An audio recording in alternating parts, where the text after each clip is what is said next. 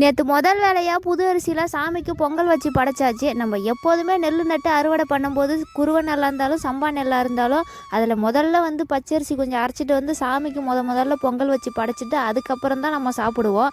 அதே மாதிரி நேற்று வெள்ளிக்கிழமை அப்படிங்கிறதுனால முதல்ல அதை செஞ்சு முடிச்சாச்சு.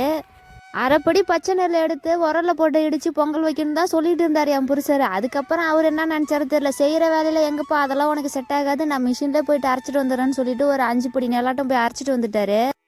காலையிலே நமக்குமே சோறு குழம்பெல்லாம் சமைச்சு வச்சுட்டேன். இன்றைக்கி நமக்கு சோத்துக்கு என்ன அரிசி சமைச்சிருக்கேன்னா அரிசி பொன்னி அரிசி தான். இந்த அரிசி வந்து இந்த நெல் போன வருஷம் ஒரு அண்ணன்ட்ட வந்து ஒரு 4 மூட்டை வாங்கி வச்சு போட்டோம். நெல் சரியாக இருந்து போச்சு. இந்த சீசன் வர வரைக்குமே அரிசி சரியாக இருந்துடுச்சு. இந்த இடத்துல தான் தாத்தா வச்ச முருகருடைய வேலாயுதம் இருக்குது. நம்ம வயக்காட்டு நடுமத்திலே செங்கல் சூளை களத்திலே இருக்கோம். நாங்கள் எந்த முதல் வேலை தொடங்கினாலும் ஐயா கிட்ட வந்து சூடை ஏற்றி சாமி கும்பிட்டுட்டு தான் அதுக்கப்புறமா ஆரம்பிப்போம். அதே மாதிரி பொங்கல் வைக்கும்போது நெல் அறுவடை பண்ணி பொங்கல் வைக்கும்போது வந்து வெண்பொங்கல் தான் வைக்கணும்னு சொல்லுவாங்க. அதனால் வந்து இன்றைக்கி சக்கரை பொங்கல் இல்லை, முதல் பொங்கல் வந்து ஐயாவுக்கு வெண்பொங்கல் தான்.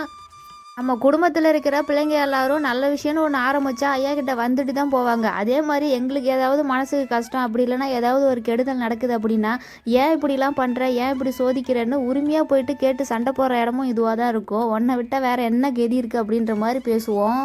இதுலேருந்து கொஞ்சம் தூரம் தான் இருக்கும். நம்ம பழைய வீடு வேலை பார்த்துட்டு இருக்காங்க பாருங்கள், அது தெரியும். ரொம்ப தூரமாக எங்கே இருக்குது அப்படின்லாம் கேட்டிருந்தீங்க.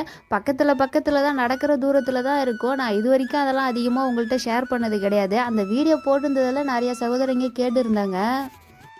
புது அரிசி அப்படிங்கிறதுனால சாப்பாடு சட்டுனா வந்துடுச்சு. அடுப்பு பார்த்த வச்சு ஒரு 20 நிமிஷத்துலேயே பொங்கல் வைக்கிற வேலை முடிஞ்சு போச்சு. இந்த இடத்துல பார்த்தீங்கன்னா நல்லா ஒரு பெரிய மரம் இருக்கும். அந்த நிழல் கொடுத்துக்கிட்டே இருக்கும். எப்போதுமே வெயில் காலம் மழைக்காலம் அப்படின்னு இல்லாமல் நிழல் இருந்துக்கிட்டே இருக்கும். என்ன மழை காலத்தில் தான் சுற்றி பச்சையாக இருக்கிறதுனால கொசு தொல்லை அதிகமாக இருக்கும். பொழுது போயெல்லாம் சாமி கும்பிட போக முடியாது, அந்தளவுக்கு கொசு கடிக்கும். நேரத்தோடய போயிட்டு தீபம்லாம் போட்டுட்டு சாமி கும்பிட்டு வந்துடுவோம். ஆனால் இப்போ இந்த வெயில் காலத்தில் நல்லா நிழல் அந்த இடத்துல இருக்குது, சூப்பராக இருக்குது. மரம் அதிகமாக இருக்கிறதுனால காஞ்ச சருகு நிறைய கொட்டி கிடக்குது. அப்பப்போ சுத்தம் பண்ணிட்டு தான் சாமி கும்பிடுவோம். இந்த மாதிரி வயக்காட்டில் யாரெல்லாம் சாமி வச்சு கும்பிட்றீங்கன்னு கமெண்ட்டில் சொல்லுங்கள். ஒரு சாமிக்கும் இலை போட்டு சாதம் வச்சு நல்லபடியாக திருப்தியாக சாமி கும்பிட்டாச்சு.